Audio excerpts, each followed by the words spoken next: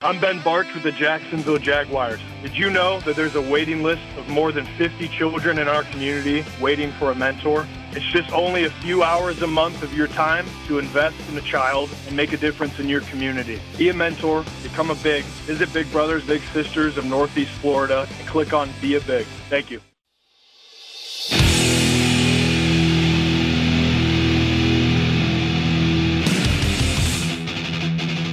Into the Night with Rick Ballou on 1010XL 92.5 FM.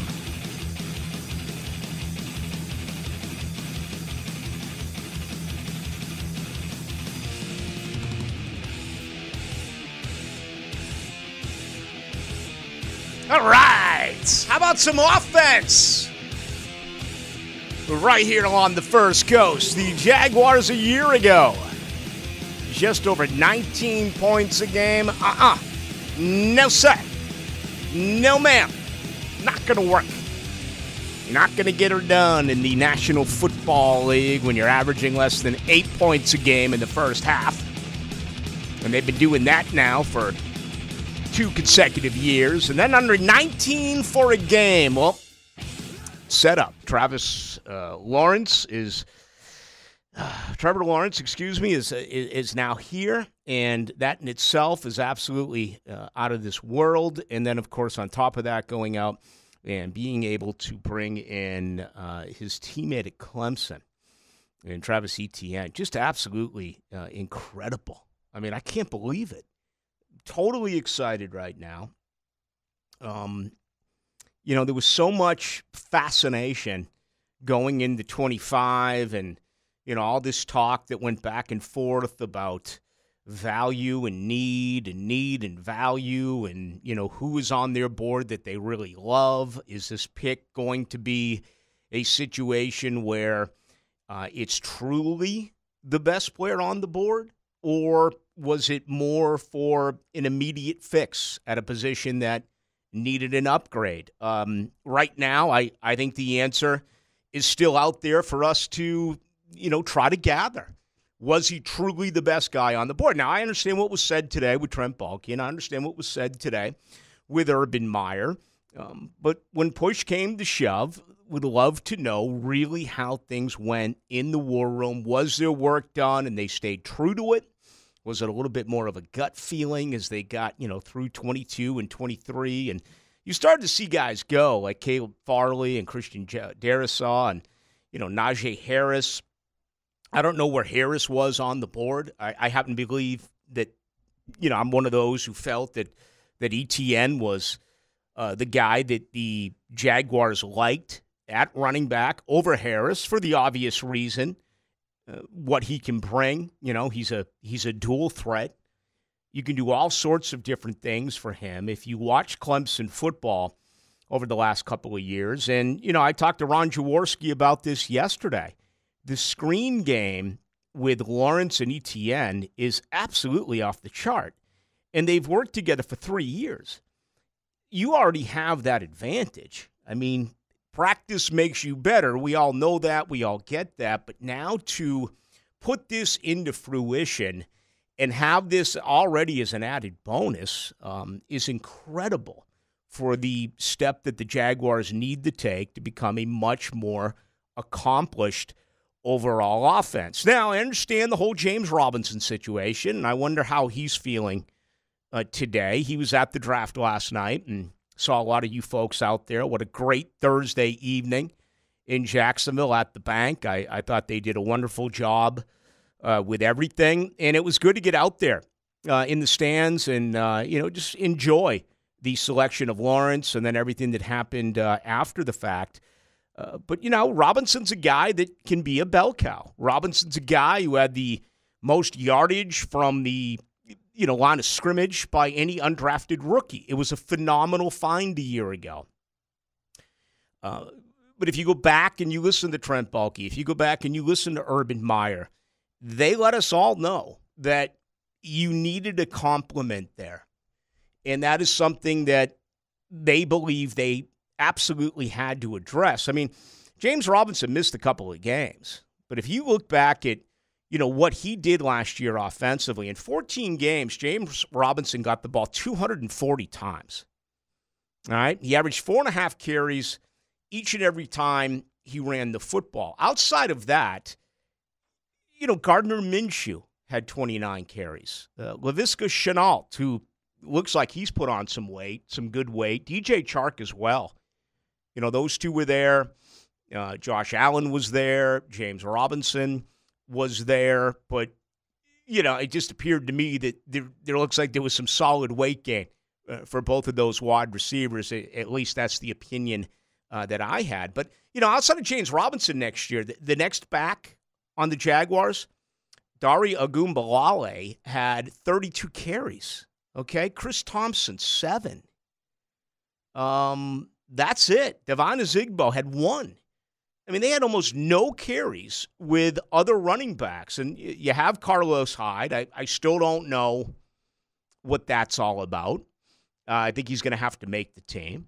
Obviously, now 1 and 2 is James Robinson and Travis Etienne. And what is so cool about all this is that Travis Etienne has always been a star. He has always been the go-to guy. I'm sure he's not coming in here thinking, all right, yeah, I'll be a role guy. I'll be a third down pass catching back.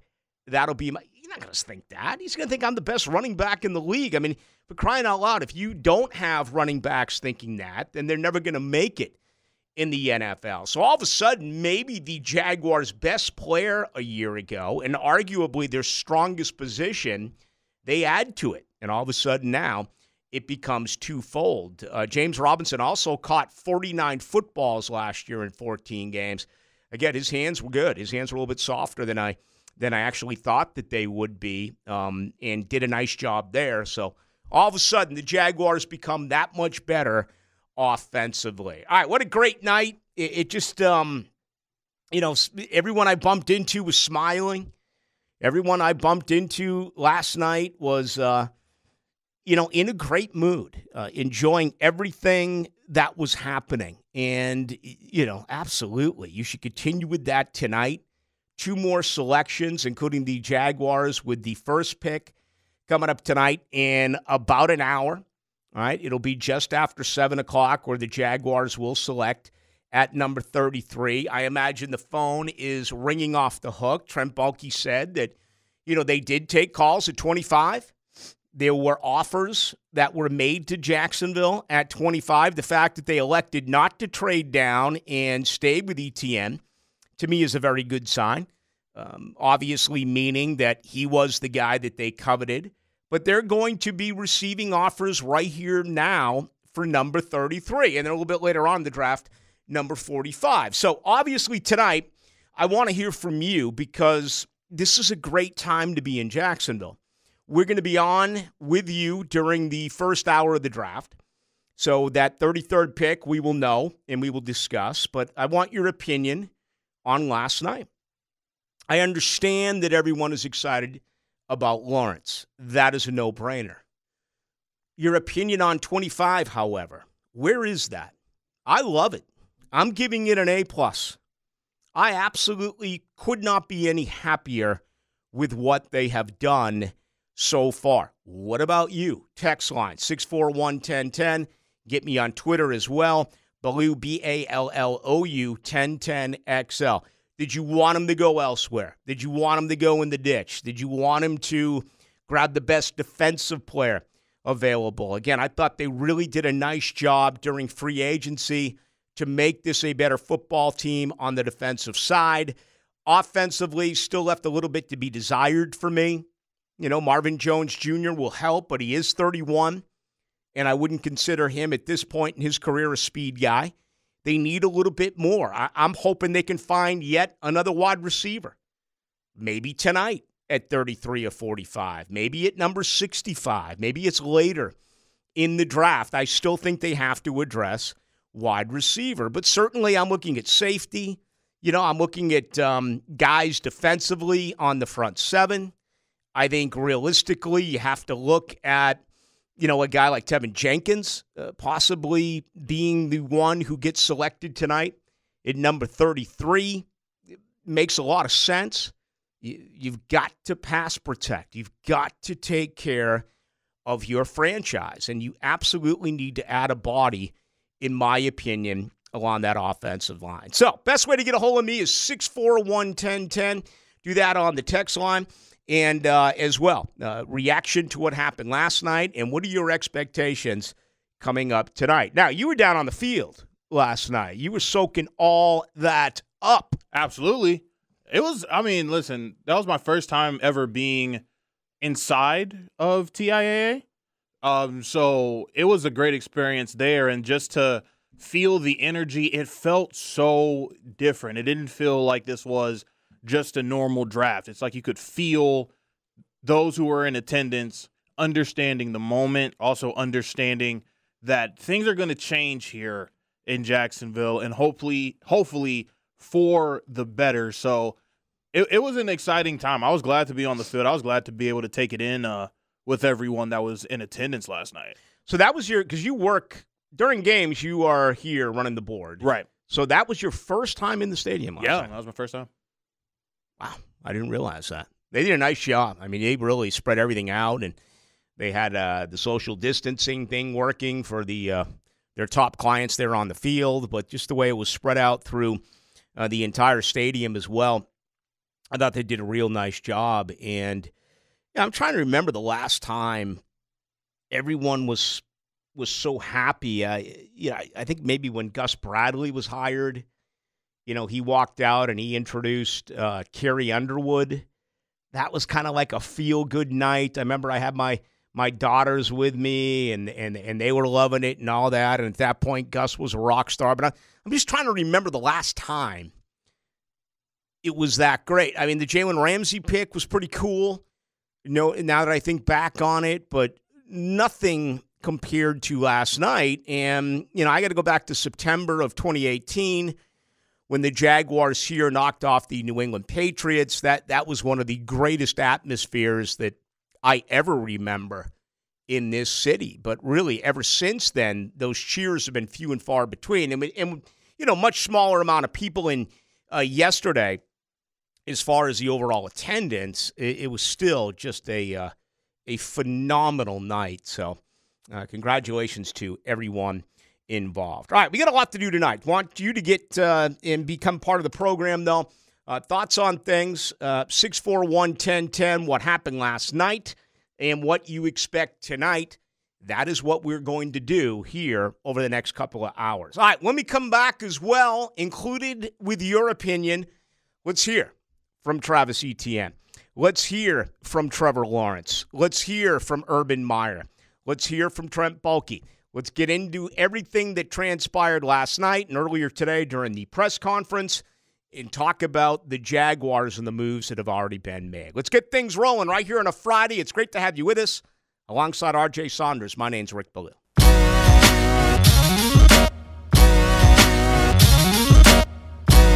the first pick in the 2021 NFL Draft, the Jacksonville Jaguars select Trevor Lawrence, quarterback, Clemson. With the 25th pick in the 2021 NFL Draft, the Jacksonville Jaguars select Travis Etienne, running back, Clemson. Let's go into the night with Rick Ballou on 1010XL 92.5 FM.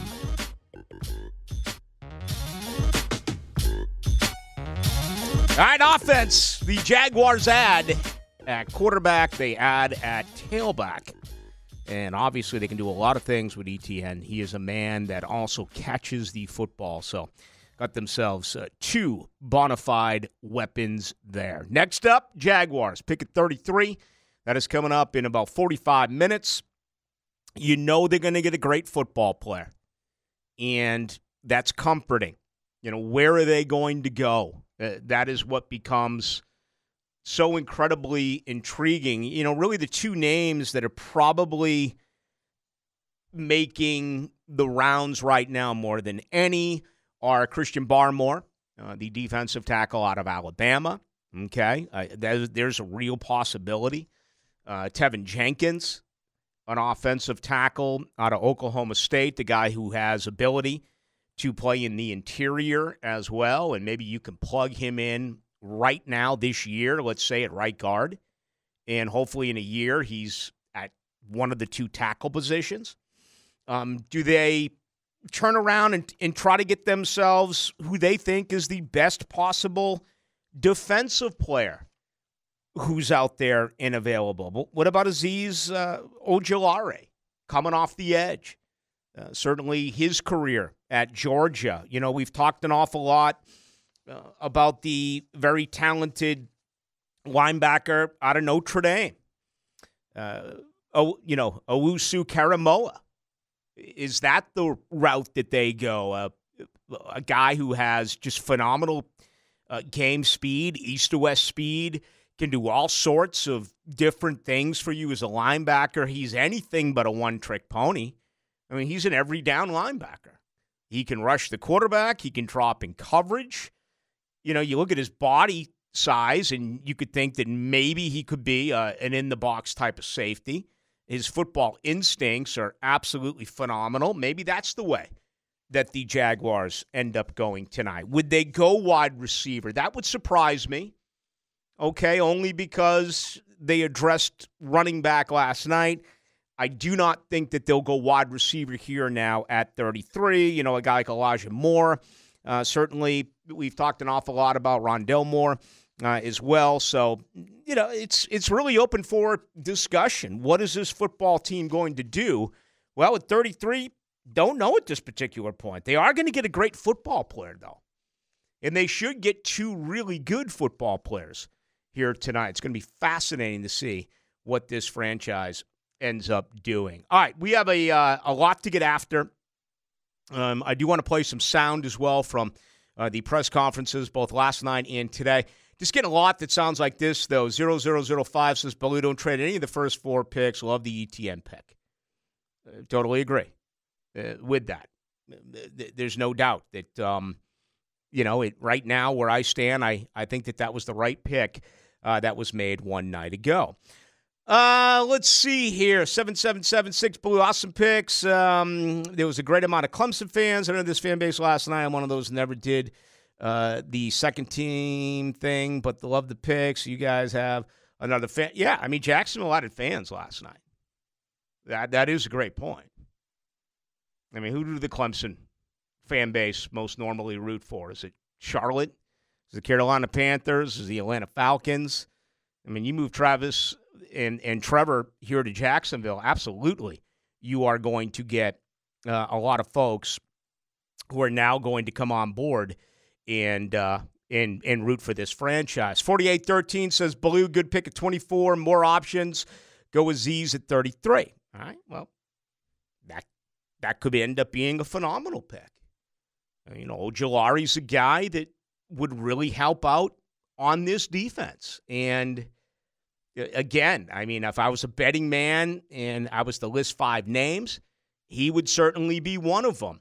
I would also have to, look at safety, whether it's Merrick or look at the next best available cornerback who is out there right now for the take. And here's one from the 5046. It says, Baloo, Trevor Merrick should be the selection at 33. He's the best available player. Tough to argue with that. I'm looking at ESPN's mock draft now that just came out this afternoon. They have the Jaguars at 33 taking Tevin Jenkins, the offensive tackle out of Oklahoma State. And, you look at these players and these prospects, a lot of them are going to be gone by 45. Asante Samuel Jr., 2 picks later, going to Atlanta at number 35. There's Ojulari, who we just talked about, the outside linebacker guy who, again, can be an edge guy, can be an outside linebacker guy. He's very versatile. That's a good thing. Going number 36, according to this mock. Karamoa, the other very versatile outside linebacker who can play inside linebacker, too. I mean, there's really nothing that Karamoa can't do. You can move him all over the field. He could be an inside linebacker. He can be an outside linebacker. And they have him going at 37. Again, these are names that are attractive here in Jacksonville that, my point I'm trying to get at is I don't know if any of these bodies are going to be there for Jacksonville's second pick. You know, their 45th selection. Elijah Moore out of Ole Miss going 39 to Carolina. Christian Barmore, DT out of Alabama, going 40th to Denver. Trevin Merrick going 41st to Detroit. Again, these names are being floating around right now. But it appears they'll be gone by the 45th pick. Terrace Marshall. Again, I'd be surprised if they went wide receiver at 33. Could they do it at 45? It makes you wonder. And at number 45, ESPN with their mock draft today has the Jaguars selecting a tight end. That's Hunter Long out of Boston College. A little bit interesting there. They have him going 4 spots ahead of Pat Freiermuth, the tight end who's gained a lot of traction around here over the last couple of months, obviously playing his college football at Penn State. So I guess the point I'm trying to make is that you're absolutely going to get a real good football player at 33, but these names that I'm seeing that are coming in, it feels like they're all going to be gone by 45. That doesn't mean you're not going to get another good football player at 45. But, these top-heavy names that we are being thrown around at this particular time, it feels like you're going to get one and only one. That 45th pick is going to have to come from a different category if that does end up making some sense. All right, this makes sense. Trevor Lawrence.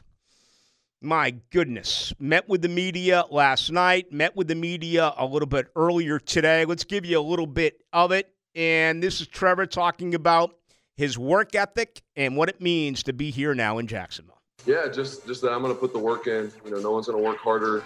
I know I'm going to love the city, so I'm just super excited to be there. And that's really the main thing that I can say is that I'm going to put the work in. I'm going to do what it takes. And I feel really good about the coaching staff and the team that we have in Jacksonville. And I'm super excited to get down there and meet everybody. But man, I'm just pumped, and the best is yet to come. That's what we said here at Clemson, and I'm just going to take that on to the next step, which is Jacksonville. So I'm super excited to be a Jag. Got to love his attitude. I think it's infectious, and saying that he knows he's going to love the city. He's going to begin working hard on Monday. Again, he's rehabilitating the torn labrum, non-throwing arm. I asked all over yesterday when I was down at the stadium about off-season workouts, about, is there been anything? Has there been any transparency about off-season OTAs, mini camps? And my answer last night was either no or I don't know. So that's a little frustrating. I enjoy off-season. I love camp. I love going and watching these guys work and then being able to come back here and share with you what I saw. We didn't have it a year ago. I don't know if we're going to have it this year. Obviously, they're doing things internally. They're doing things in the building on a voluntary basis. And, a lot of that is via Zoom and stuff like that. But they're also working out, and that's comforting. That's good to know. But I would love some field work to come upon us. Tomorrow is what, May 1st? Will it happen this month? Typically you have a rookie mini camp that comes up in about a week. I have to believe that that's not going to happen. All right. But will we get something perhaps in June? Let's hope. All right. Back to Trevor Lawrence. The conversation piece about him and Urban Meyer. We've heard so much about Urban on Trevor. Okay. He has spoken about him time and again and time and again. We haven't really heard too much, though, with Trevor Lawrence and his opinion on his new head coach. Yeah, just my mindset. Well, first of all, Coach Meyer, got a great feel from just talking to him on the phone, and obviously I'm excited to get down there and be in person with the guys and the coaches and all that. But I think the biggest thing is that he's a winner. You've seen he's done that his whole career, so I'm really excited to be a part of that. And then number two, like you said, about just adjusting and adapting. I think that's something I do well just because I want to earn the respect of everyone around me, the teammates, coaches. I'm not expecting for anyone to hand me anything. I want to come in there and earn the respect and the right to lead the team. So that's what I'm going to do and just put the work in, like I said.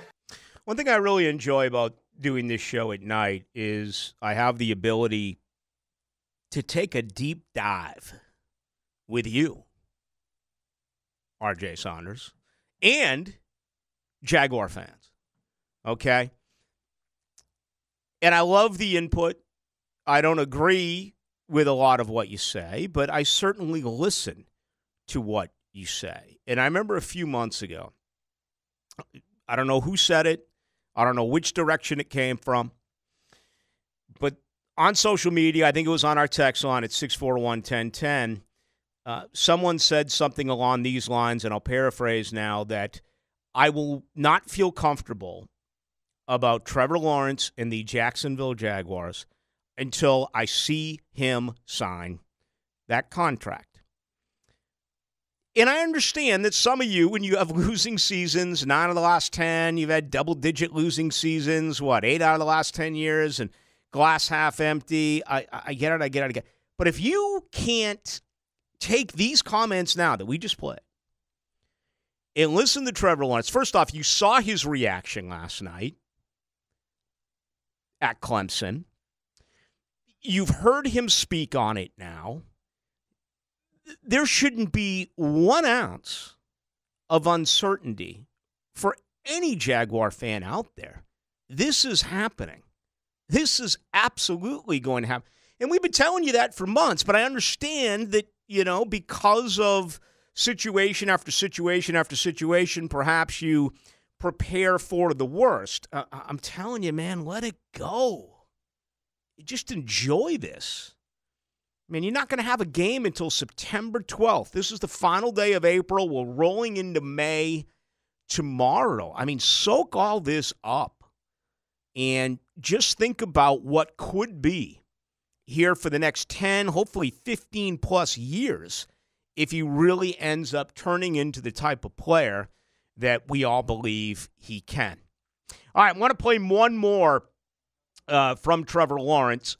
And because I thought this was interesting. Again, this was last night talking about what he has learned, what he has studied with other NFL quarterbacks. Remember, this is a very young man, but he is a great student of the game as well. Here's Trevor Lawrence on that. Yeah, I think obviously just making that transition from college to the NFL, it's kind of a holistic approach. Like, you got to kind of get better at everything. So I'm just trying to fine-tune footwork, mechanics, mentally get sharper. And then now it's transitioning to let's learn the playbook. Let's get ready, for camp. And but like I said, the main thing is getting there and adjusting to new teammates and coaches and really just seamlessly fitting in. And I think, like I said, earning the respect and trust of your teammates is huge to me. And then, but like you said, the guys I watch, Russell Wilson's definitely one.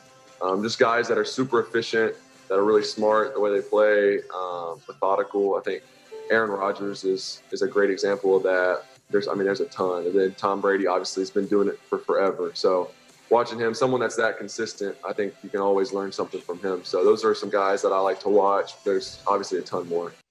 All right, let's remember Darrell Bevell, the offensive coordinator. 2 to 3 quarterbacks that were mentioned worked with Darrell Bevell. Bevell had Russell Wilson when Wilson was a rookie. Darrell Bevell won a Super Bowl with him and Pete Carroll. Also lost the Super Bowl by throwing the ball at goal line, as we all remember, Seattle and New England. And, don't forget that Darrell Bevell was the quarterback's coach and was in Green Bay when Aaron Rodgers was there. So the fact that, Lawrence comes out and mentions those quarterbacks, I just look at it as more of a promising scenario that, the tools now that he brings with his knowledge and the fact that he has studied these quarterbacks now coming across here with a coach who has worked with those QBs. Just incredible, invaluable, if you do ask me. Baloo, this is from the 0200. Barrymore at 33, Freiermuth at 45. I'd sign up for that right now. Now, those are obviously 2 need picks. And then, I make such a big deal out of need and value. It's so fascinating for me because it's not a perfect science. When you lose 15 games in a row, any player that you add to your football team should be considered a need pick. But, let's say they did go Tevin Jenkins tonight at 33. There's an offensive lineman. You have 5 starting offensive linemen right now. So it's not like we know for sure that he would be a day one starter. Would they cut A.J. Cann? You'd save $5 million. He's making $6.3 million. The guy played 89% of the snaps last year. Juwan Taylor really regressed. He had a bad sophomore year. He had a lot of penalties. He allowed, among league leaders, he may have been number 1. If not, he was certainly way up there. I think he allowed, double-digit sacks. Might even have been 18 or so. I'll have to go back and dig up that number. But, boy, he allowed a lot last year. So, does Jacksonville get better by bringing in Tevin Jenkins and having him say, all right, the automatic thinking is let's move him to the interior. Let's move him the right. Well, maybe his thinking is, no, forget about that. Let's have him battle for right tackle right out of the gate. So, that in itself is very intriguing. But, yeah, listen, we're going to sit here and watch this thing. It's going to begin just after 7 o'clock. If they go Barmore and they go Freiermuth, who out there is going to be upset with those 4 picks? Lawrence, Etienne, Barmore, Freiermuth? Out of this world, right? A+. In my opinion. Let's get more from you on the other side. 641-1010. Who you taking at 33? Who you taking at 45? Plus your reaction last night to 25. And Travis Etienne. Just about everyone I see here likes it. There's been a few that do not, and that's okay. Not everyone's going to love the pick, but for the most part, it's on a positive side. Do we have anything out there right now? Do you have a question? I haven't looked. I've been so busy here on this side. Got a couple questions going on. We'll have a few more as the show goes on, especially during the draft. Sent to the night, Rick Ballou. We're going into night 2 of the NFL draft here for the Jacksonville Jaguars. Guys, give us a look back at last night. What were your feelings? Also, grade the first 2 picks. I understand we got Trevor A+, but as Rick's been saying, give us your grade on ETN. How did that make night 1 look for you as a whole? And then another question that we do have here is, how are you looking at the board tonight, and who are you trying to go after tonight? So is it Merrick that you're going after immediately? Is it Rondell Moore? Is it Christian Barmore? Let us know. Hit us up on Twitter or get us on the text line designed by Lifetime Enclosures. All right, that's RJ Saunders. Let's continue with you. Best ways to get a hold of us right there on Twitter. Go to the 1010XL page, or you can go to my page, Ballou 1010XL.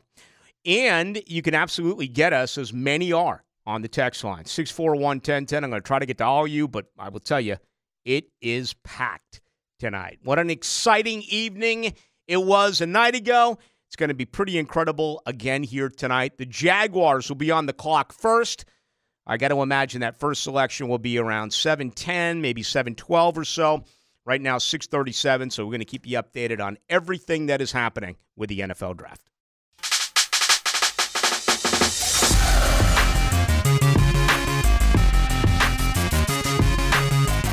Let's go into the night with Rick Ballou on 1010XL 92.5 FM. All right, I refuse to get into the Tim Tebow situation for a number of reasons, other than to say that Trent Baalke was asked about it, and he said that there was a workout and it'll be addressed after the draft. I'm not a Tebow hater, not even close to it. But the timing of this, the leak yesterday, was an absolute total abomination. That day belonged to Trevor Lawrence. And for the Tebow camp to leak that story then is just awful. It's really a beyond sad situation. As great as this man has been, to need that type of attention on draft day. And don't tell me he didn't have anything to do with it. Okay? It didn't come from the Jaguars. That came from the Tebow camp. And it was a very selfish decision on a day that was absolutely 100% about Trevor Lawrence. So shame on them. I will not talk about that. I will at some point, but that is gone. No more mention of that, at least tonight, here with the Truth Teller. All right. 29-38. Blue, I love the ETN pick. Would you trade away the 33rd pick for a 22 first-round pick? You know, I would if these things do apply. Number one, are they not in love with the player at 33? Now, I got to believe they are. I got to believe right now they've had an entire day to digest this. There's got to be someone at 33 that they really do like. And, you know, I would also have to seriously evaluate the team that is willing to give up a 2022 first-round pick. If it's a perennial playoff team and you're going to be selecting again 25th or later, then no, I'm not going to make that pick. But if it's someone that you think is going to be in the top 15 selections, and I know that it's hard to figure out because, you know, the NFL is based in a situation where you're supposed to be around 500. It's supposed to be a one-possession football game going to late in the fourth quarter, and that we're not talking college football here. You know, the lines are usually 7 points, 3 points or less, and you're a play here, a play there, a mistake here, a mistake there, a turnover here, a turnover there from winning and or losing a game. So for me to just say Team X, yeah, let's trade with that club because they're only going to win 5-6 games this year, you don't know. I mean, you can be a playoff team. You could turn things around in a year. So I think that's a lot harder to predict than perhaps a lot of people believe it is. Only if this offer blew me away would I consider doing that. Right now, you know, for the most part, I'm like, nah. You're getting a real good football player here tonight at number 33. Let's go ahead and make the pick. But again, there could be someone right below you that just needs to have that player. And if they need it that bad and they want to give you an attractive offer, Jacksonville has to listen. 31-37, Baloo, ETM was not a good pick. I understand the need for a change of pace, but not at 25. There are way more urgent holes to fill. Okay, I disagree. I hope you're wrong. I think Travis Etienne is special. I think he's going to be able to, you know, provide a lot as far as home run hitting ability with this football team. Is Urban Meyer looking at him as perhaps a Percy Harvin type? And yes, I do understand that Harvin was a receiver and Etienne's a back, and Etienne has been he's been a featured back, running the football, but also just sick skills being able to catch the football. If you're lining up 22 to play a football game this Sunday, your point about there are other more urgent needs and holes, well, that is correct. But I'm trusting the process here. Jacksonville is lacking home run hitting ability. Jacksonville is lacking touchdown makers. And I want to sit here and tell you that DJ Chark's going to catch 10-plus touchdowns. And I want to sit here and tell you that Laviska Shenault's going to be used a variety of different ways. It is going to catch 10-plus touchdowns.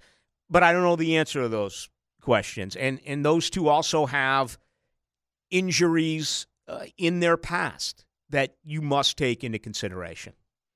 Appreciate it, but I do disagree with it a little bit. 3600 says, Baloo, we're undefeated since selecting Trevor Lawrence. You, sir, are correct. 7776. Hunter Long is a good one. You know what? He hasn't received as much attention around here, the tight end out of BC, as obviously Pitts, who's long gone, but, you know, even Freiermuth, Brevin Jordan, he just hasn't received as much recognition. Again, the mock draft that came out tonight on ESPN has Jacksonville selecting Hunter Long at 45. We get caught up in names. We get caught up in ideas. It used to happen an awful lot in college football recruiting. And I know that, sports radio with college football recruiting has really taken a backseat to the internet. But when I used to do it consistently in the early, the mid-90s or whatever, we would get so caught up in 4 and 5 stars and 3 stars without ever watching these kids really perform. I think a lot of us allow those mind games to be a part of things when you get into the NFL draft as well. Now, there are some out there who really study. There are some out there that read and go and watch highlights and really are able to put together their opinion. There are others who don't know the difference between Hunter Long, Brevin Jordan, and Pat Freiermuth, but they are conditioned to believe that Freiermuth is better than the other two because that's what they have been told. And that's fine. It's like anything else in life, right? Whether it's politics or whether it's sport. I mean, you're being told this is the... But you understand where I'm going? I mean, you have an opinion on Lawrence. You've watched him. You have an opinion on ETN. You've watched him. You had an opinion on Pitts. You had an opinion on Tony. You watched him. How many of you have really settled in and watched Pat Freiermuth play tight end at Penn State? Yeah, I asked the buddy of mine, I won't mention his name on air, a Penn State graduate, playing golf with him recently, and said, tell me about this kid. He's like, I really don't know an awful lot about him. I'm like, what are you talking about? That's your school. Alma mater. You played in the NFL. I mean, he's like, he just never really stuck out for me. Same thing with Hunter Long here at BC. So, you can get confused by this because you've been force-fed with mock drafts and, talkies telling you that this is the guy, that's the guy. I mean, if it's Hunter Long tonight over Pat Freiermuth, my guess is there's going to be moans and groans. But my point is, do you really know? Whereas you did know with Lawrence and you did know with ETN. That's where it becomes different. And that's where, Urban Meyer talks about taking the deep dive and trusting their overall process. We'll see what happens. All right, now I'm getting all these come on, Rick, I love your show, but T did not attempt to steal Trevor's thunder. You sound like a hater, man. No, I'm spilling facts. It was awful. Okay? It was absolutely pathetic by that camp to come out and do that last night. Here's another one. Don't accuse the Tebow camp of trying to upstage Trevor Lawrence if you don't know the facts. Well, then give me the damn facts. It came from that camp, and it was awful. I mean, it could have come out any day. Why would you leak it 4 hours before the draft? It was asinine, and it was selfish. And those are the facts.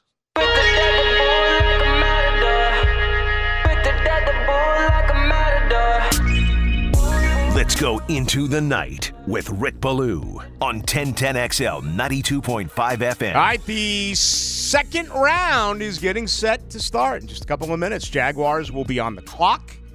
They have the first pick at number 33. They also have a pick coming up tonight at number 45. An aerial view of beautiful downtown Cleveland. The Flats. Where else would you rather be? I'll take the studios right here on the south side of Jacksonville. Absolutely. Let's have some fun. Absolutely. Want to have some fun on Friday? What else do we have? Let's go back and forth. 3 picks. Okay. We can double up on names. This isn't like when we do our Masters picks or TPC picks or stuff like that. 3 guys. I'm going to say Tevin Jenkins. I'm going to go with Morig. Morig. Okay. I will take Christian Barmore. And again, you can double up on names. Okay, so this is like both at 33, like 2 names at 33? Right. Okay. 3 names that we think could end up going at 33. You took Merrick, the TCU safety. I'm taking Jenkins, Barmore. Again, you could double up. Yeah, it's either going to be Merrick or Barmore for me. Barmore, okay. Yeah. Third pick for me, I'm going to go Karamoa, the linebacker out of Notre Dame. Okay, I'm going to go with, for our second pick, if he's still there, Rondell Moore. This isn't the second pick. This is 33. Oh, just that. Oh, okay. 3 picks for 33. 3 picks for 33. Let's see here. I need an offensive lineman. So I don't know who the best offensive lineman is, but I would take the best offensive lineman. That's probably Jenkins. Okay. So I'll give you that. So we both select Jenkins. You take Merrick, and you take who was your other selection? Barmore. Yeah. All right. So we both took Jenkins and Barmore. The only difference here is you took Merrick, the safety. I took Karamoa, the very talented linebacker out of Notre Dame. We'll see what happens here. My guess is, you get one of the, 4 players that we listed here because we doubled up on 2. But the point I'm trying to make is those other 3 players I don't think will be there at 45. I think they'll get snatched up, somewhere between 34 and 44. And that's okay. There still is an opportunity to get better football players, no question about that, as we move throughout the draft. But, we'll end up seeing what actually does take place. Let's see here, 28-48 blue. I think Kyle Pitts, ETN, Freiermuth. I want ETN at 25 because he's right in the middle, and you could set things up the same way with 2 running backs. One goes in motion. It's almost the same as the tight end in motion. Yeah, I'll be interested to see what they do. I mean, they're going to have 2 back sets. Haven't really thought too much about that as far as their scheme. I'd be surprised if that is actually going to be part of the process. But, who knows what is going to happen? Only time will tell. Let's see. There's a lot of Jaguar fans in attendance right now. Pretty cool to see. I don't know if they've announced that the Jags are on the clock. They usually, carry through this a little bit. I thought last night it was kind of absurd, how much of a dog and a pony show it was for the first 15, 20 minutes. But on the flip side, I also get it that, you might as well make this into a much bigger event. People believe the draft starts at 8. The Jaguars will make their selection around 8:12. I don't think Roger Goodell even got up there and announced that the draft was underway until about 12 minutes or so past 8 o'clock. And here we go right now. They've already gone to a commercial break. So, they are going to absolutely, positively get everything that they can. And, ratings points are, I got to imagine, growing on both the NFL Network and on ESPN. They're going to get whatever they can out of this. Absolutely. I did have a question for you, though. With the number 1 selection, did you like that it took that long for us to announce Trevor Lawrence? I did. That part of it I did because I thought it was a great moment for Jacksonville. I mean, this city has gone through so much, and I imagine their thinking was, well, what if an offer was made that was just so ridiculously out of control? What if it was Aaron Rodgers and a bunch of future first round, just something crazy? You gotta leave the lines of communication open.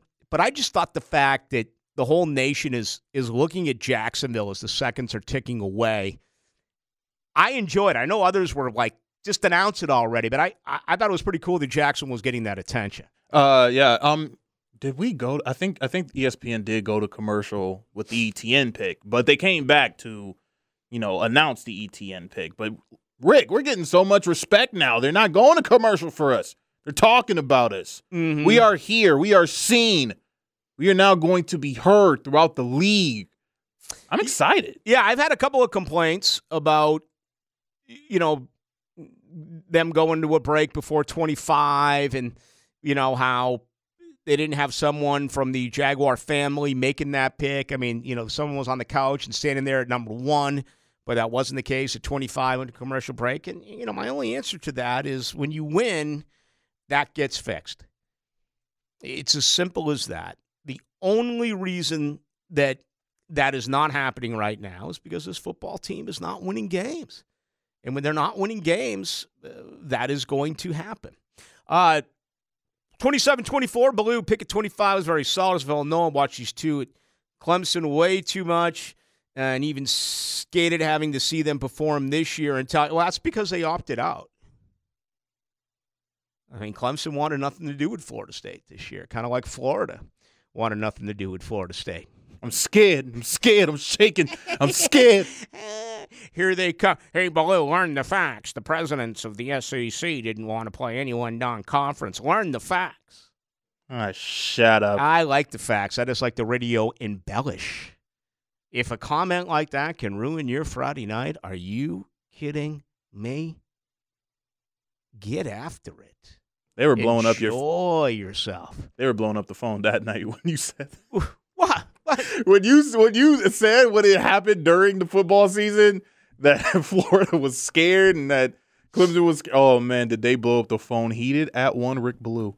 I see Franco Harris. Who else do I recognize up there? Why, they bring back all the dignitaries with Roger Goodell. Just announce it, Roger. The Jaguars are on the clock. Yeah, it's just a little fun, folks. It's only a game. Because Clemson and Florida didn't want anything to do. They didn't want to have to come to Tallahassee. I guess Clemson came, and they came with the COVID. The Big C went COVID for Clemson when they arrived in God's country. I mean, no, we can't play. Baloo, I kind of expect the Jags to do some wheeling and dealing, to see the Minshew traded by tomorrow or soon for some depth in the offensive line and defensive line. It's a very good point. Come tomorrow on Saturday, once we get into the final part of the draft, middle rounds, final rounds of the draft. There is a chance, I really believe this, that obviously Gardner Minshew is moved. I also think there's a real chance that Jacksonville becomes a player this year by moving a 5th or a 6th or a 7th round pick in acquiring a starter from another team who carries with him a pretty significant price tag. I think some of these players are going to become available. All right? I mean, a lot of names have been thrown around. I asked Sal Palantoni. I think it was Ian Rappaport. When I had him on, I said, well, what about the Jaguars, putting together a deal to get Zach Ertz? Final year of his contract. I believe his price tag is just over $9 million. And Ian Rappaport's like, yeah, but he's going to want a contract extension. And my whole thing is, okay, but you don't have to give him a contract extension. Is Zach Ertz going to walk away from the game? Is he not going to want to come here and play with Trevor Lawrence? Is he not going to want to come here and get coached by Urban Meyer? Is he not going to want to put together a show-me year in the final, his final contract and be able to put together for him, another deal for the next 3 or 4 years? Well, you don't do that by retiring. You don't do that by, again, just deciding to opt out. So Jacksonville could make a move like that and say, listen, we'll pay you a contract this year. It's the final year of the deal. Let's see how you do. If it goes well, then we'll talk about putting together a nice deal. So, even though Ian Rappaport said it, and I obviously have a lot of respect for Ian Rappaport, that's not law. You don't have to put together a deal like that. And it's just one. I mean, there's been a lot of defensive backs that have been mentioned. Stephon Gilmore, for one. Very expensive. I'd be surprised if that is the direction that Jacksonville would go. I think there's some pretty good corners available that, they could end up selecting tonight. It could happen right now, coming up here in 5 minutes. If not, it could happen at 45. I'd be surprised if they go that way. It's just my opinion. Let's see here. 50-46, Trevor Merrick should be the selection. He is the best player available.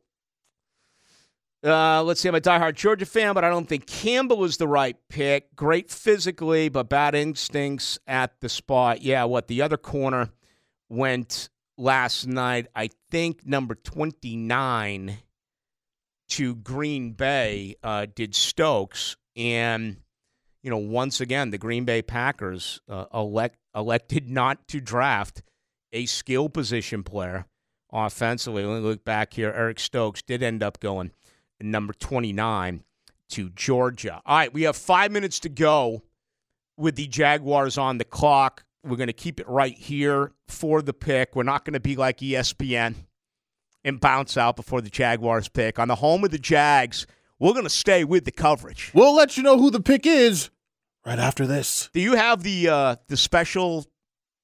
How about that, R.J. Saunders? We got all that lined up. Here's a good one. Well, right now, the cameras are on Trevin Merrick. Is he the one who goes with the first pick? Is ESPN perhaps on top of something? We shall see. Here's an interesting one. Blue, why do you think Jenkins did fall in the draft? No idea. No idea why he fell. I mean, we did have a little bit of a run of offensive linemen with Christian Darrisaw, who went, more of an interior guy. Went a little bit prior to that with Vera Tucker.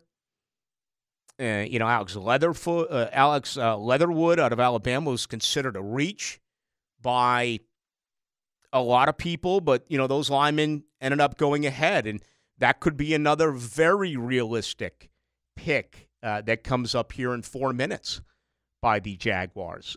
Tevin Jenkins, perhaps, a guy out of Oklahoma State who has played the interior. He is projected to be, a tackle, but he could be a guard as early as this year if that ends up being the selection by the Jaguars. All right, again, we're going to keep it right here because the Jags are on the clock. And, they're going back and forth. They're showing a lot of different names.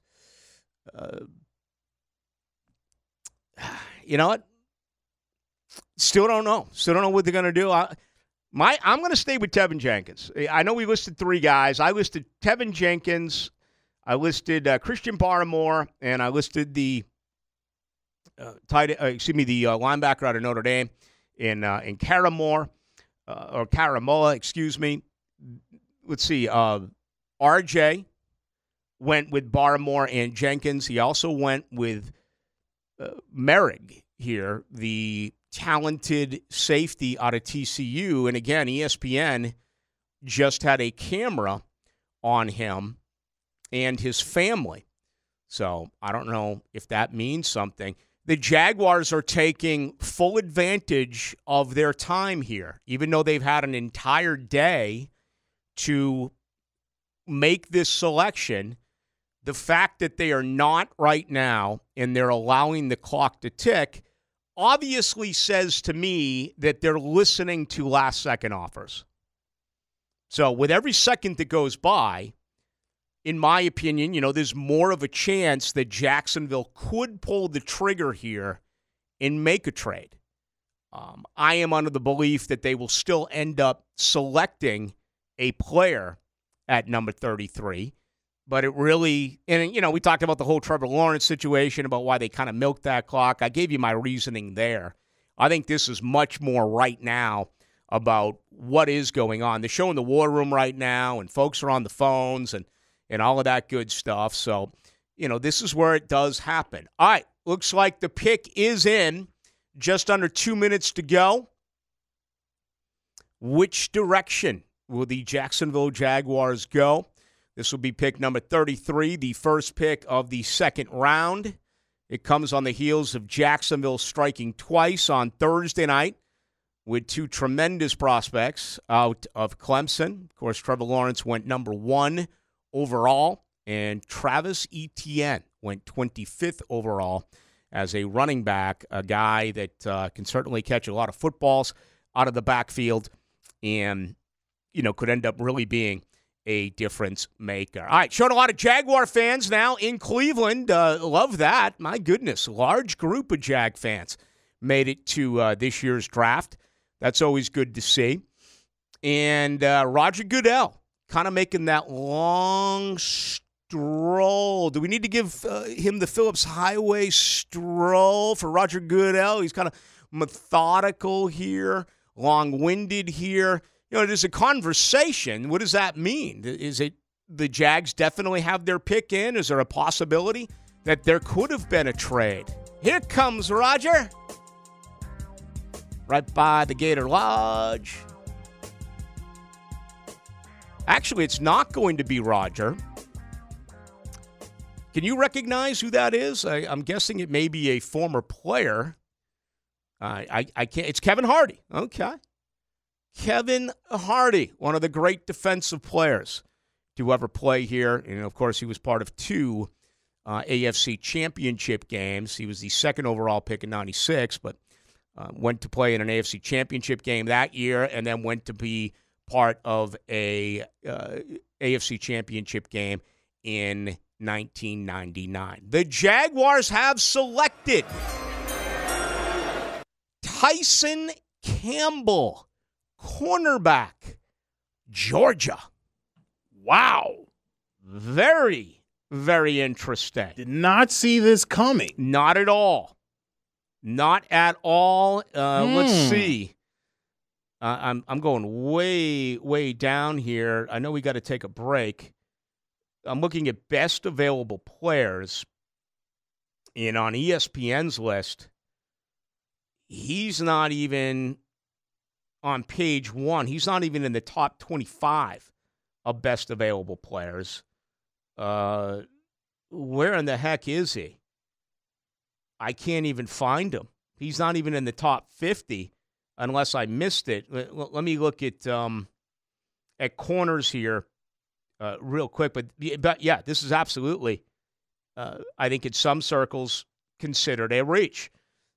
As far as corner, or maybe it's because they already took him off, and okay, that's what they did. They already took him off and put him as the top pick in the second round. So he was the 41st overall ranked player, according to ESPN. He goes 33rd here to the Jaguars. He's a 6'1", 193-pound corner out of Georgia. He's tall. He's lean. He's got plenty of length. He can certainly run. Had a fantastic 40 and had a real good pro day. And that is the pick that has come in. So let's come back and let's talk about Tyson Campbell a little bit. The Jaguars go corner. So they go back and address the defensive side of the football. Remember, they made some acquisitions throughout the free agency period. So let's all of a sudden, the defensive backfield looks a lot better than it did, let's say, 2 months ago. We'll come back. We'll touch upon that, keep you updated on everything that is happening. Tyson Campbell is the top pick for the Jaguars in the second round. His selection came in seconds ago, pick number 33 in the NFL draft.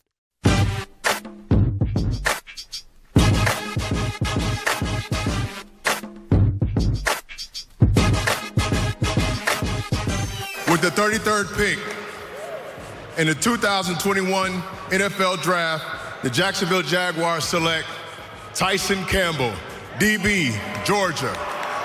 Let's go into the night with Rick Ballou on 1010XL 92.5 FM. All right, the Jaguars go to Georgia. They get themselves a corner. Tyson Campbell does have an checkered past as far as health. Injuries, missed 5 games in 2019 with a right foot injury. Really blew everything out during his pro day. I mean, some unofficially had him at a 4.34, others at a 4.39. 74 career tackles, only 1 career touchdown. It does say here that, a lot of people remember the Florida Georgia game this past year. He really had a rough time of it against both Kyle Pitts and Trevin Grimes. But, he's a kid out of Fort Lauderdale, former 5-star. 6'1", 190, elected Georgia, and that is the pick. 6'1", 6'2". I've seen anything from 6'1 to 6'2", from 185 to 192. So somewhere in that particular category, the Jaguars are going to be expecting huge things in year 2 out of C.J. Henderson, who, again, just couldn't get healthy a year ago. They went out and they spent a lot of money to bring in Shaq Griffin as a corner. They did re-sign a few corners in Sidney Jones and Trey Herndon. So all of a sudden, their defensive backfield looks much better. They added Rayshawn Jenkins as a safety. There was a little bit of talk quite a bit of talk, actually, that maybe Merrick would have been the selection at safety, but the Jaguars elect instead to go the way of corner. So that is now in. Tyson Campbell becomes the first pick in the second round. The Jets have just selected. They go to Ole Miss. They get the wide receiver Elijah Moore. Again, not a big guy, 5'10", 178. He can flat fly, though. He can absolutely move, and he is a speed demon. So a weapon there for Zach Wilson. The Jets, with the second pick in the second round, go with a wide receiver that is Elijah Moore. So, day 2 begins with 2 players coming out of the Southeastern Conference. The third pick has now just been made. Let's go to the ACC. The Denver Broncos select Javonte Williams out of North Carolina. Carolina producing 2 really good backs. Both are expected to go tonight. We had 2 backs go one night ago with Najee Harris out of Alabama, and, of course, Travis Etienne coming here to the Jacksonville Jaguars. So Javonte Williams is 5'10", 212, and he was considered by many the third best back in this year's draft. So, all of a sudden, and that's good. You want guys to go at positions that you obviously do not covet at this point, because I'm starting to look at names again. We're on pick number 35, okay? And Merrick is still there. Tevin Jenkins, the offensive lineman out of Oklahoma State, is still there. Christian Barmore, the defensive tackle out of Alabama, is still there. Azeez Ojulari, the outside linebacker, edge guy out of Georgia, is still there. Still a lot of good football players that have received a lot of attention around here, still out there for the taking. But it would be nice to have guys go at positions that Jacksonville has already addressed. It would be good to have another running back go. It would be good to have another defensive back go. Now that the Jaguars have addressed that, like perhaps Asante Samuel Jr. Maybe he'll become the next one to go, or Elijah Molden out of the University of Washington. So that's what you have to hope for now if you are a Jags fan, that it goes in that particular order. Picks in tonight, Tyson Campbell, 33rd overall. He goes to Jacksonville, 6'1", 193, a corner out of Georgia. Some analysis that's rolling in on this is it makes you wonder a little bit about what the thinking is with the prior regime with C.J. Henderson. I'm not going to give up on C.J., but when you spend $40 million on 3 years for Shaq Griffin, he absolutely is one of your corners. Is C.J. the other corner right now? Have to believe so. Does Tyson Campbell come in and compete for one of those 2 starting corner positions right out of the gate, or is he more of a slot corner when they are in nickel coverage? These are questions, again, we do not know, and we'll get an opportunity to talk with Urban Meyer. We'll get an opportunity to talk with defensive coordinator Joe Cullen, but at this particular point, we do not have the answer to that question. All right, coming up next is the Miami Dolphins. They will select the 4th overall pick in the second round. That is the 36th pick overall, and they're making their way to the podium right now. So let's see what Miami does with pick number 36. don't recognize the two guys up there right now. One of them may be no, I'm not going to say if I don't know. I don't know if that's not Moore or who that is. Miami goes with a safety, Javon Holland. Interesting. So he goes ahead of Merrick. All of a sudden, another spot snatched up.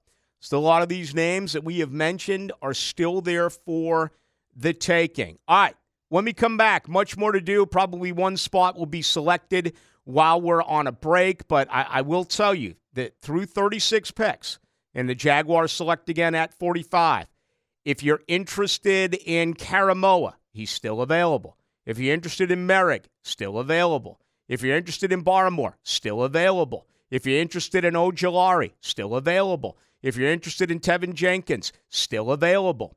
If you're interested in either one of the tight ends, whether it be Freiermuth or Long or Bevan Jordan, still available.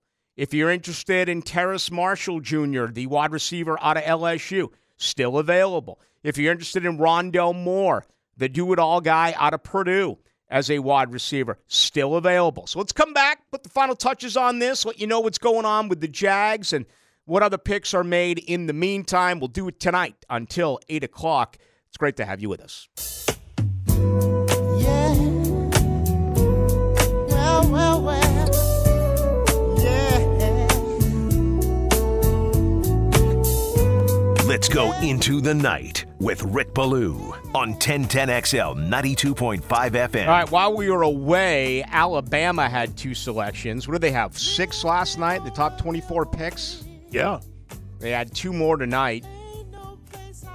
Number 37 overall goes to Philadelphia. That's Landon Dickerson. Played all over the offensive line at both Florida State and Alabama. Again, a guy who got hurt a significant amount in Tally. Got hurt, of course, and was unable to play late in the year, unable to play in the national title game for the Crimson Tide. But he goes 37th overall to Philly. The Patriots make a trade. They move up to number 38, and they get Christian Barmore. So the New England Patriots, who took Jacksonville's Mac Jones at 15, they make a deal, move up to number 38, and they do select, again, Christian Barmore. Let me see if I can find out exactly what was part of that trade. I'll look for it. I'm not sure how much it costs to move up. I'd just like to get a good idea because, if the Jaguars were offered something, what would it have cost to have had a team move up for that to happen? It looks like now the Panthers have made a trade at number 39, and they're going to do that with the Chicago Bears. So we are getting a lot of movement here. A lot of trades are coming in to begin the second round. That is the second trade that has happened so far. And, yeah, this was kind of my point. The Bears now have just selected offensive tackle Tevin Jenkins out of Oklahoma State. So let's see here. 1, 2, 3, 4, 5. You got 5 more picks until Jacksonville selects. But, these names that we have been talking about a great deal, they're starting to go now. Okay? Jenkins is gone. Barmore is gone.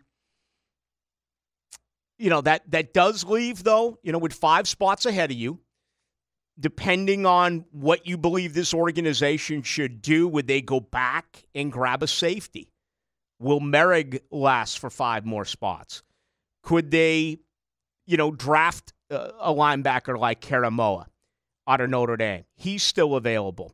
Could they go for another linebacker and a guy who could possibly, be up on the edge in Azeez Ojulari? I mean, we had a twosome yesterday from Clemson.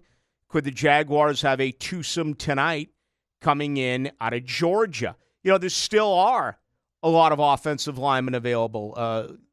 Liam Eichenberg out of Notre Dame is a direction they may go. I'd be a little bit surprised if they went with Dylan Radnitz, the talented tackle out of North Dakota State. Can you go back-to-back years by selecting a guy, from a Division division, not in a power conference, not playing Division I football. Last year they were Division III when they went out and they selected Ben Barch, a guy that clearly needs to add a whole heck of a lot of speed. Still some wide receivers out there. Terrace Marshall Jr. out of LSU. Rondell Moore out of Purdue. The tight ends are still there for the taking. And, there's a couple of offensive linemen. I mentioned Radins, of course. He is one, but Quinn Miners is another guy out of Wisconsin Whitewater. He actually is a Division III football player, and he's in the top 25 as far as best players available.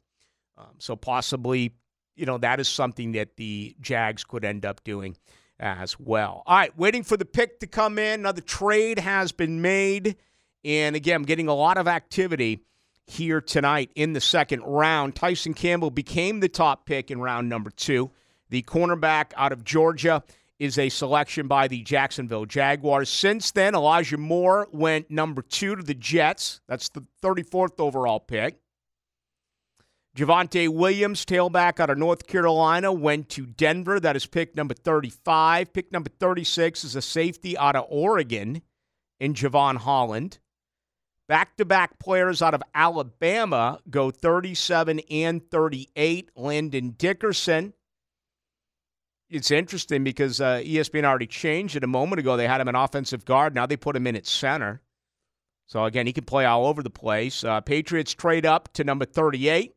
They take Christian Barmore out of Alabama, a defensive tackle. And moments ago, the Chicago Bears get Tevin Jenkins to be the pass protector, or one of them, for Justin Fields, who was selected there yesterday. He comes in at pick number 39. Right now, the Falcons are on the clock. It is selection number 40. It's pick number 8 tonight. Let's see which way Atlanta goes here at number 40. The Sports Den's coming up tonight at 8. They are going to be able to keep you through everything that is going through the draft tonight, second and third round, and obviously that'll include the Jaguars pick at number 45. Let's see. They go down the road here. They go to the University of Central Florida. Richie Grant is selected, a safety out of the University of Central Florida. So he becomes pick number 40. Now, there's been his name had been mentioned around here, no doubt about it. But all of a sudden, we're starting to see guys who are falling a little bit. And one of those players is, without a doubt, Trevin Merrick. He has fallen. So, there's another spot there of a guy I really didn't have on the short list. You have 4 spots to go. And the chances that Jacksonville is going to be able to get one of these players is still pretty good. And what I mean by one of those players would be, obviously, Karamoa, Merrig, Ojulari, Eichenberg, possibly if they do decide to go the route of tight end tonight, whether it's Freiermuth or, whether it's Hunter Long. If they want another speed wide receiver, you've got Rondell Moore there. Out of Purdue, you still have Terrace Marshall Jr. Out of LSU. So, I'm liking it. I'm liking their chances here. Ronnie Perkins is a guy that the Jaguars visited with coming off the edge. I think that's a possibility. I'm not as high on Tutu Atwell as others. I just think he's a little too small for the NFL. Certainly a very explosive player, though, out of Louisville, and he is on the board as well. All right, let's get you the Lions pick. It is now in, although have they gone to a commercial break? Apparently they have. Let's see. It's going to be selection number 41. It is with Detroit. Matt Campbell is now there, and we actually have an interview going on. So it's going to take a minute or two for this selection to roll in. Once it does, we will certainly let you know. Now, the 2-minute drill, brought to you by Tire Outlet. Keeping 1010XL rolling with wholesale prices and premium service. Tire Outlet, Jacksonville's largest locally owned automotive repair shop. Can you handle all this fun? It's a blast, man. It really is. It is. It's a blast. We had a great time last night for the draft. Mm-hmm. I lost a little bit of money to JJ. We had to settle a bet that we made way back, man. Like, I want to say January, February. Yeah. On Trey Lance. Okay. And so I had to pay that off. But this is a blast. And, it's funny. I'm trying to catch up because I was on the road on the way in here. But it sure looks like Urban told us the truth.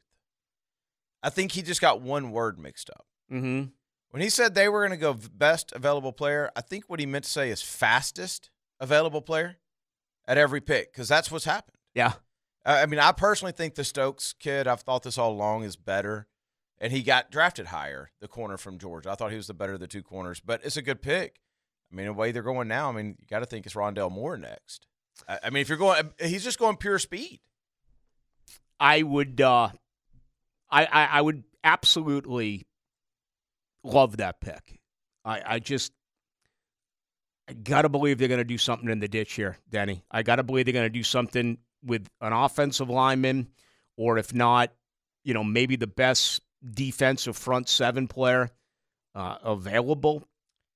See, I don't know. But I didn't think they would go Tyson Campbell at 30. I listed 8 or 9 names and didn't even get to him. Yeah, I thought it was going to be Barmore. Yeah. I really did. But when it wasn't Barmore, it just kind of hit me like, okay, well, I think he made it perfectly clear the other day, he and Trent Baalke, that these first 5 picks need to be instant contributors. And if they don't have a super high grade on these linemen, which we've been told it's not a very good year for defensive linemen, then I think he's just going to keep going speed. I think that's what he's shown at this point. He is going to put so much speed on that field that he creates options. And that's what it looks like to me at this point. I don't know. It's just an amateur take. What does this mean about C.J. Henderson? They just spent a lot of money on Shaq Griffin. You just drafted here the top pick in the second round, and maybe it's a pleasant problem where you see which man ends up being the slot guy, but is there an indirect message here about C.J. Henderson? I think so. I think that. I think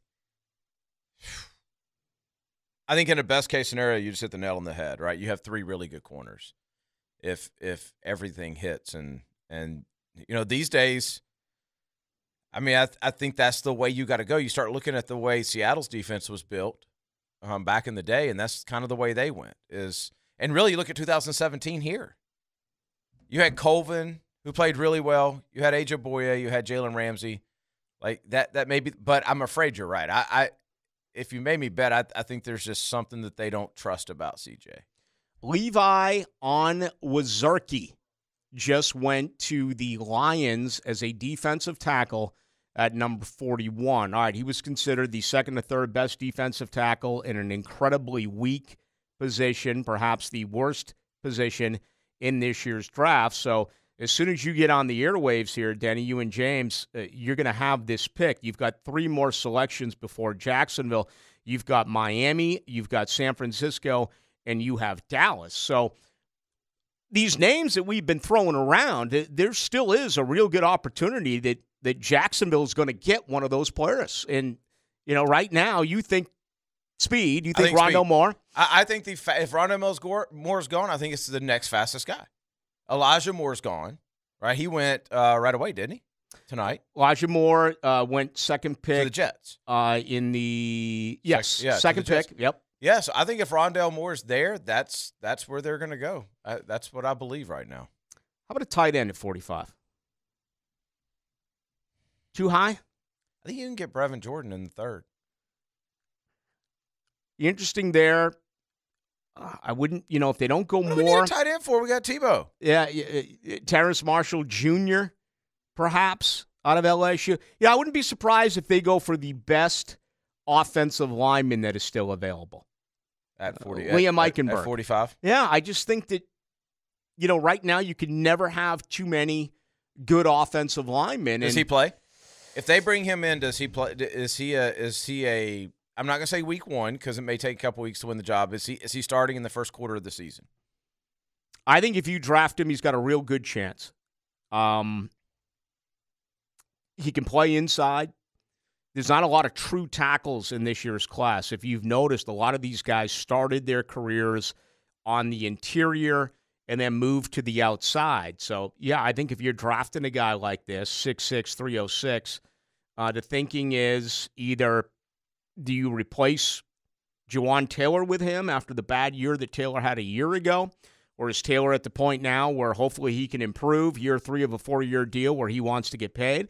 Or do you move him inside? And, if you release A.J. Cann, you save $5 million. Mm-hmm. The Jags don't need that cash right now, but he makes 6.3. You'd save $5 million if you say goodbye to A.J. Cann. Cann played 89% of the plays last year. 89% I think of the if snaps. That's the case, and I think that's definitely a possibility. Am I reading this right, that the TCU safety is still available? He is. Oh, and forget about all that, because look what just happened. I saw that. It happened seconds ago. Eichenberg does go number 38 to the Miami Dolphins. So, again, that leaves 2 more picks. It looks like the Raiders have just traded up. So they will select next at number 43, and then it will be the Dallas Cowboys at number 44. Obviously, you, James, and JJ know exactly what you're doing tonight. Oh, yeah, absolutely. Play-by-play, basically. No, we can't say that. We're going to analyze the draft as it's going on. Uh-huh. There we go. Is that the right way to phrase it? Did you like ETN? Yeah. It's fun. We had a conversation about this about a month ago. Yeah, Do you remember it? Because RJ put it out on Twitter. Hayes Carline asked me about it. I said, yeah, I'd be absolutely happy. And I really got ripped. But tonight on the text line and others, it seems like the majority of the fans like the selection. I'm a big believer in having 2 dominant backs. We talked about this. It is, if you look at the good teams, they have 2 backs. But I think that's the pick that really just – I like it, but I think it's the pick that the light bulb went off for me and went, okay, this is Herb's first draft, but he means what he says. And that's why – I would put money on that this thing's going to be Rondale Moore or somebody fast at this point. All right, I just feel like I got a good groove with Herbs right now. Here you go. Coming up right now. Have a lot of fun tonight. It's going to be a blast. We'll do it. That's the Sports Den with Denny Thompson and James Coleman along with JJ. That's coming up right now. Quick announcement before I leave. I don't check the text line when the show is over. I just don't. I can't get it on my phone and yada, yada, yada. So usually I try to respond to you. I got hundreds tonight. I haven't had a chance. But anyway, that's just the way it is. If you want to get a hold of me, the best way to do so is on my Twitter. Okay, that's Baloo1010XL. We will be back on Monday from 6 until 8. Don't go anywhere, because right now at pick number 43, the Raiders are up, and apparently their pick is in. All right, they're on a commercial break right now. So you have the Raiders at 43, the Cowboys at 45, the Cowboys at 44, the Jaguars at 45. So the Jaguars are around 10 minutes away from making their second selection. Keep it right here with the Sports Den, and they will absolutely keep you informed. RJ, have a great weekend. We'll do it Monday, 6 to 8. Yes, sir. Have a great one, folks. I appreciate the time. My name is Rick Ballou. We'll talk Monday at 6.